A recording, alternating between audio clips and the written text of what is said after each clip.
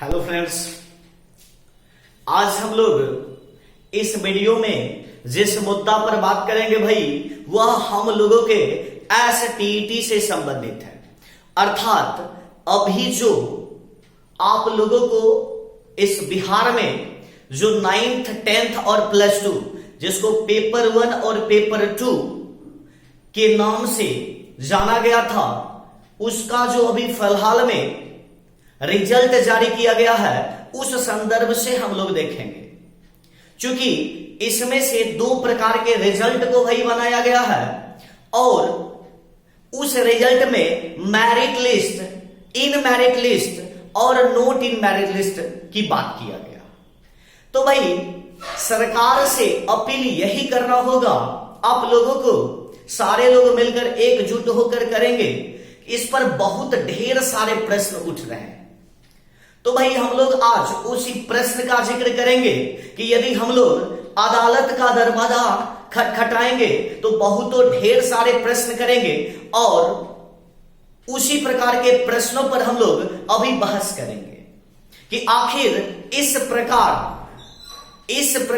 इस एग्जाम में जो 2 रिजल्ट दिया गया है भाई, इसमें कहां से और किस प्रकार से बच्चे आ गए हैं, सरकार कहां पर किस क्षेत्र में धांधली और कितना बड़ा धांधली किया। ठीक है, तो भाई देखते हैं कि हम लोग इसमें से कुछ प्रश्न जो इस प्रकार के आएंगे और उस प्रश्नों का जवाब जो उठ रहा है उसका सरकार किस प्रकार से देगी। भाई इसमें से सीट से संबंधित जो मुद्दा उठता है, सबसे पहला प्रश्न जो उठता है वह सीट से संबंधित है कि आखिर आपने जो यह बहाली लेने का फैसला किए कि इतना सीट खाली है, इतना सीट रिक्तियां हैं, तो भाई अभी जो आप मेरिट लिस्ट बनाते हैं उसमें कैटेगरी वाइज मेरिट लिस्ट को जारी करते हैं। तो आपने सबसे पहले जो लिस्ट जारी किए थे उसमें से सीट की बातों में आपने कैटेगरी वाइज सीट क्या बताए थे आपने? केवल और केवल आपने बताए थे सब्जेक्ट वाइज।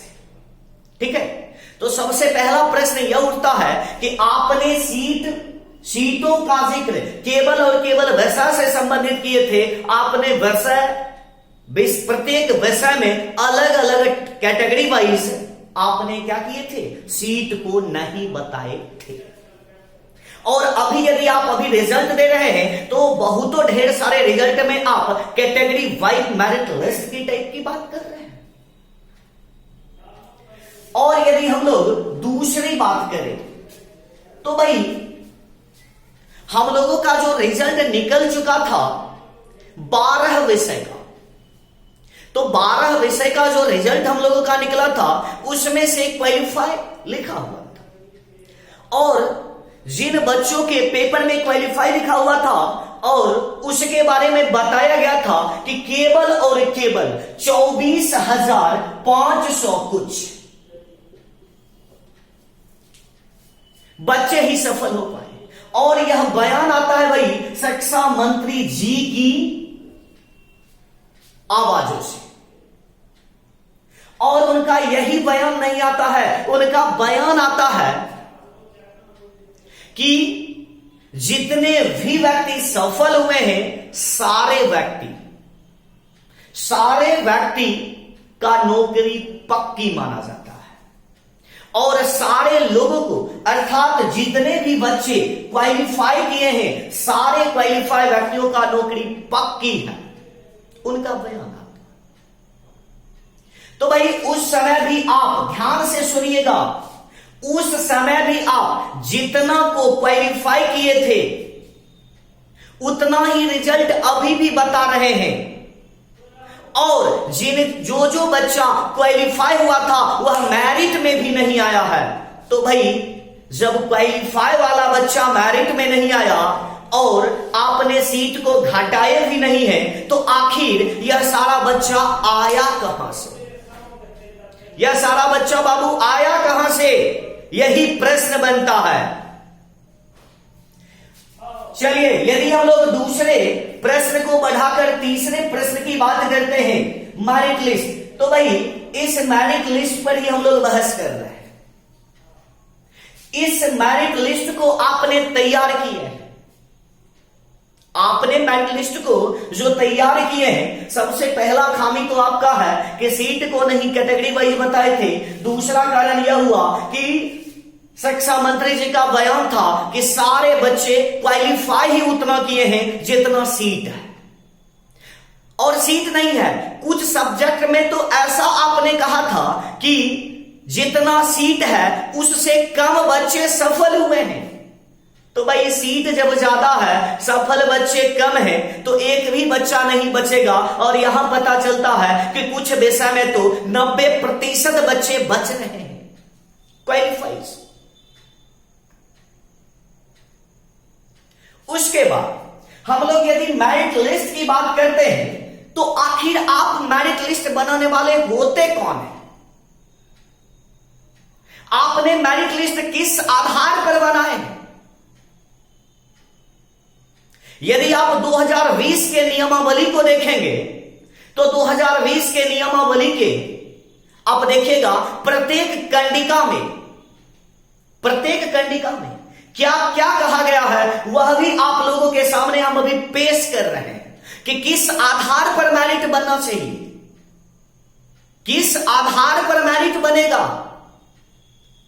और मेरिट बनने के समय सारे लोगों की पेपर जांच होती है, जेरॉक्स कॉपी जमा होता है, और उसका पहले क्या किया जाता है, जांच होता है, फिर मेधा सूची जारी होता है, उसके बाद क्या होता है, काउंसलिंग हो या फिर आप ज्वाइनिंग, जिस प्रकार से खेल।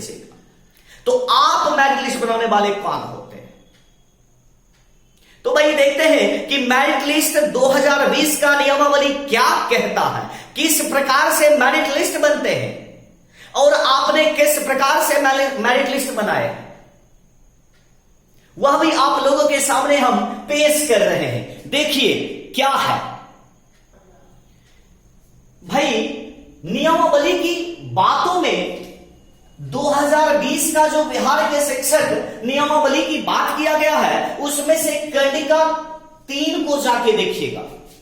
ठीक है भाई, क्या देखेगा, कंडिका 7 का 3 में जाके देख लीजिएगा कि उसके अनुसार क्या कहा गया बाबू। हाई स्कूल के शिक्षक हेतु आवश्यक अहर्ता बिहार सरकार द्वारा आयोजित शिक्षक पात्रता परीक्षा।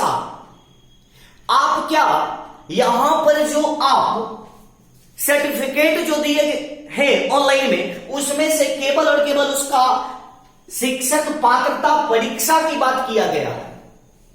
शिक्षक पात्रता परीक्षा पास होना चाहिए। क्या होना चाहिए, पास होना चाहिए।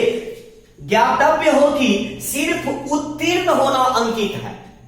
आप जब नियमावली को पढ़िएगा तो वहां केवल और केवल लिखा है कि जो आप पात्रता परीक्षा दे रहे हैं उसमें केवल आप उत्तीर्ण होंगे, जो कि पिछला रिजल्ट में दिया गया था क्वालिफाई और अनक्वालिफाई।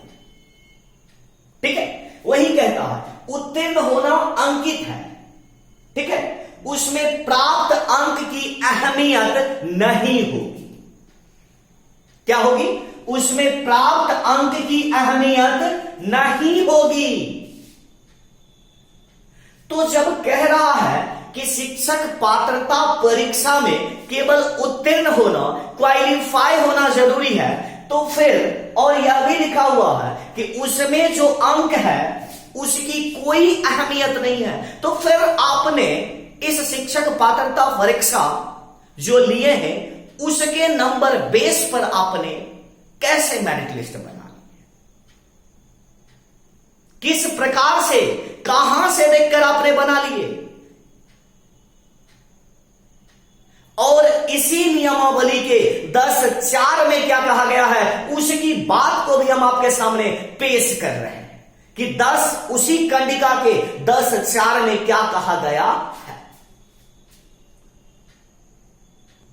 देखिए, उसी नियमावली के कंडिका 10(4) में क्या लिखा हुआ है, जाके नियमावली को देखिएगा। 10.4 में लिखा हुआ है कि मेधा अंक के बारे में यह स्पष्ट है कि अभ्यर्थी का स्नातक, क्या है बाबू, अभ्यर्थी का स्नातक का प्राप्तांक जितना भी आपको नंबर आया है और प्लस में आपने